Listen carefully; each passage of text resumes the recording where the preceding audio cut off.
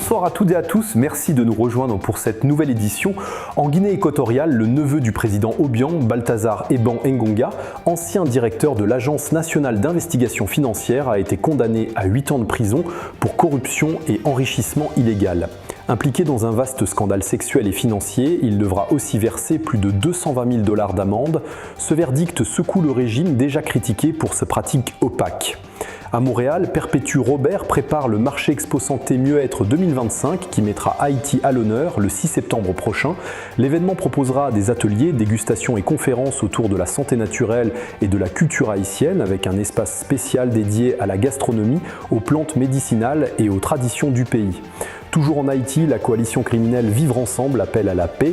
Après 10 mois de violence, dans les quartiers de Solino, Nazone et Delma 30, les habitants oscillent entre espoir et méfiance. Si certains déplacés ont osé retourner constater l'état de leur maison incendiée ou pillée, beaucoup redoutent un piège et refusent de faire confiance à ces groupes armés.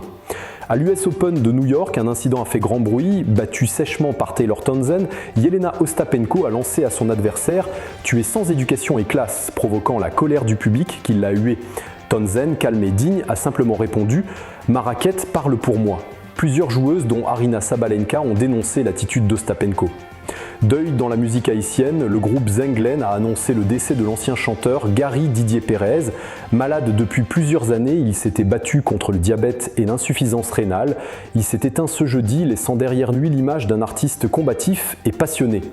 En Haïti, les enseignants stagiaires interpellent le ministre Antoine Augustin dans une lettre ouverte. Ils dénoncent le blocage des nominations malgré les engagements pris et rappellent le drame de Zami Wanderson, tué devant le ministère alors qu'ils manifestaient pour leurs droits. Selon eux, la politisation et le clientélisme empêchent la réforme éducative d'avancer. En sport, le tirage au sort de la Ligue des Champions 2025-2026 a offert des affiches spectaculaires. Liverpool retrouvera le Real Madrid, Chelsea affrontera le Bayern Munich, tandis que le PSG croisera le FC Barcelone dans un duel explosif. Marseille, de son côté, hérite d'un calendrier infernal avec Liverpool, le Real et l'Atalanta. Enfin, à l'ONU, les États-Unis et le Panama plaident pour la création d'une nouvelle force internationale chargée de réprimer les gangs en Haïti. Washington estime que la mission actuelle manque de moyens et souhaite un dispositif renforcé, doté de logistique et d'un mandat plus clair. L'ONU rappelle que près d'1 300 000 Haïtiens sont aujourd'hui déplacés par la violence. Merci d'avoir été des nôtres, rendez-vous pour une prochaine édition.